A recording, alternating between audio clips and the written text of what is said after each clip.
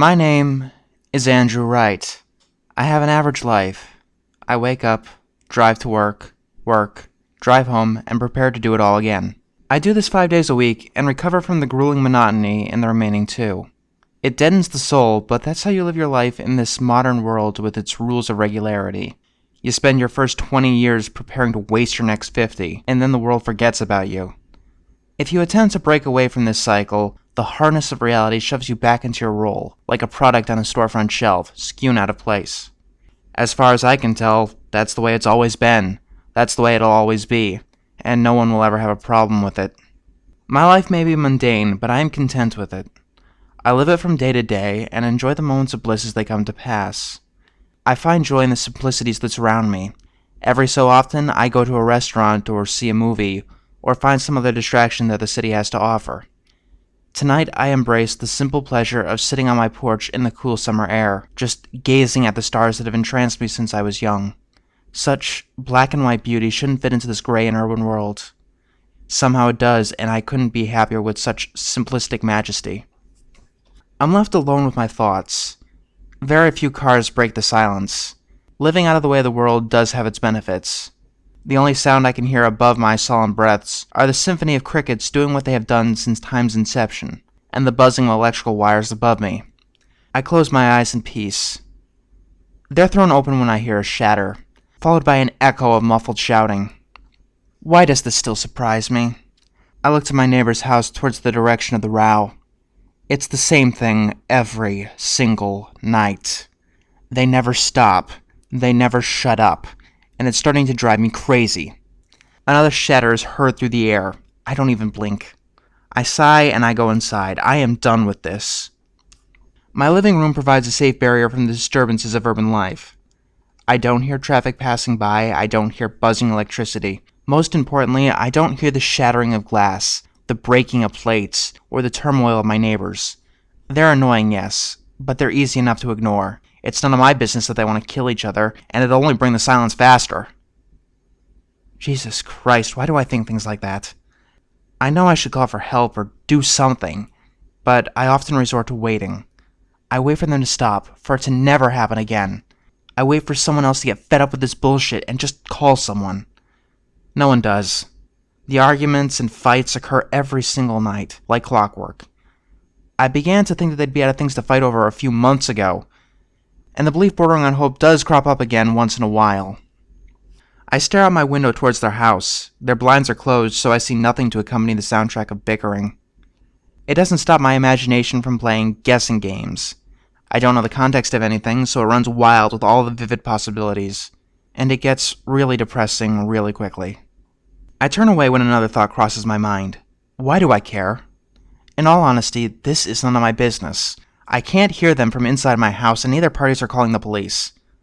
The only harm that seems to be done is to the solemn night and the flatware that continues to break. I sit on my sofa and just close my eyes. I'm finally taken away from my thoughts of my neighbors and their continuous fights. I wake up several hours later. My eyes rest on the clock under my television. Shit, is it 9 already? My stomach is bothering me. Supper isn't sitting too well.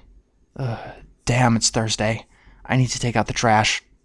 I stumble around in my daze and walk out the front door. The fresh air stirs me from my stupor. It feels good. Then I notice that it's still going on. They're still at it? Really? I'm in no mood to put up with this. I pull my trash to the curb as quickly as I can with my groaning stomach, trying to ignore the goddamn bickering. I don't succeed. I take the only other option. I abandon the trash can and head back inside. It's late. I'm not feeling well. I have to work tomorrow, and I'm just tired of this. I'll deal with it tomorrow. I'll deal with all of this tomorrow. The front door is now locked. I wearily walk upstairs and crash onto my bed.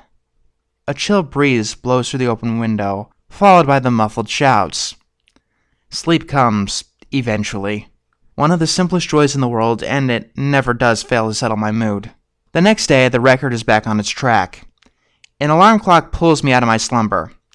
I eat my breakfast of toast, the only thing my sleepy self has the care or ability to make, and I notice the trash can still sitting in the driveway. I take care of it, take care of myself, and drive off to work. While I work, the thoughts and conflicts of last night become buried behind concerns of paperwork that need to be filed, meetings that I need to attend, and the weekend.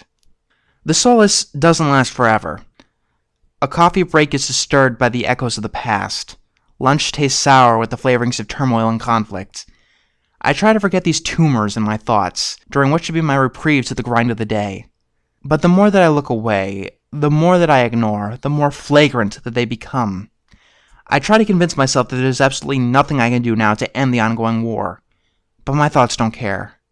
They keep belting me with the facts.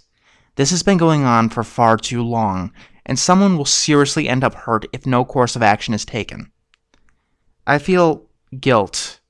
If someone ends up hurt, would it be my fault? My mind goes both ways, telling me both yes and no.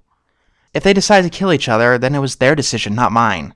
If they decided to kill each other, I might have been able to stop them. I seriously just need to make up my mind and call for help or forget this whole ordeal before I hear gunfire. Traffic is annoying. I usually don't mind it. There's no reason for me to hurry home. I've got no pets or family to care for, and I'm not that hungry. Today is different, though. It allows me to contemplate my thoughts, and that's something that I really don't want to do. I've heard the story 1,000 times today, and it's grown tiresome and boring. I click on the radio to the sounds of static and breathe in a sigh of relief. It's something that plays to a different tune than the bombastic parade turning about my mind. Sweet Peace hums. It doesn't last long before it's jarred loose. I've arrived at my driveway and gaze upon something that I've been trying to ignore. A little girl sits on the porch of my neighbor's house, bearing the same rusty-colored hair as the man that lives there. Perhaps she's the one that's been peddling guilt this whole time. The face that I refuse to look at surely gives that theory some substance. She's quite the vendor if that's truly the case. I pull into the garage, turn off the car, and just sit there in near darkness. I don't want to move. I don't want to think. I don't want to do anything except freeze this moment in time. It's a peaceful moment, one which I haven't had in such a long time. It can't last forever, though. I reluctantly open my car door. It bangs into the garage wall. I don't care. I get out and shut the door. Then I breathe in deeply. I'm stalling. I guess it's one of the things that I've always been good at. Whenever I get into a problem, I stall. If there's a meeting I haven't prepared for, I bullshit until it's over. And if there's something that I just don't want to deal with, I walk as slowly as possible out of the garage. Unfortunately, my talents aren't useful here. The slower that I walk, the faster that my mind runs. It isn't fun. It isn't pleasant. I just want it to end. My hand is on the doorknob to the driveway. I don't turn it. I wait a second, then I take a deep breath. The odor of rusty nails makes me cringe, and this room is suddenly a place I no longer want to be. I thrust the door open and breathe in the late summer air. It's a breath of relief to say the least, and finally, it's the moment I manage to enjoy despite its brevity, dashed by more pressing matters.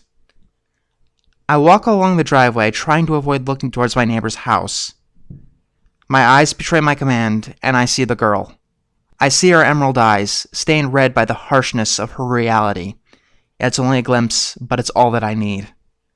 I turn my face towards her, almost out of sympathy, and more brushstrokes are painted in this canvas of tragedy. A scarlet slash cascades across her face. Before I can look away in a stew of teary horror, she looks towards me, and our eyes connect. An emergency flare is shot into the sky, and my mind is wrought with pleas of help, clamors of confusion. Those silent shouts are met with a void of nothingness. Then, I do something that I will regret until the day that I die. I turn the other cheek and start heading indoors. A lesser me would use a facade of, it's not my problem, things will sort themselves out. The me that I am, though, is not that weak. But the me that I am is not strong enough to make the horrors that I am far too aware of disappear from her life. It still doesn't stop me from feeling like a worthless excuse for a human being as I shut my front door behind me, though. I feel queasy. I sit down on my sofa and stare at the wall. I know what I have to do. And I know that this strategy of laissez-faire, which I have clung to for so long, will not break these shards of calamity apart. A minute later, and my phone book is opened and on the table. I hold my cell phone in one hand. Time slinks along at a snail's pace as I dial one button after another. Why am I so hesitant? This is the right thing to do. What am I so afraid of? I ask this question to myself in deceit. I know what I'm afraid of. I'm afraid of relinquishing my status as an innocent bystander. I'm afraid of making the situation worse. Worst of all, I'm afraid of being ineffective despite all of my best efforts. The final number is pressed, and I hold the cold phone to my head. It's ringing. Stress and relief form a torrent in my mind, and the persistent ambivalence begins to cause my head and heart to ache. Another ring. Are they busy? If they are, what do I do? Is this a good thing? Hello, you have reached Child Protective Services. What is the situation? I take a deep breath, and I begin to explain everything.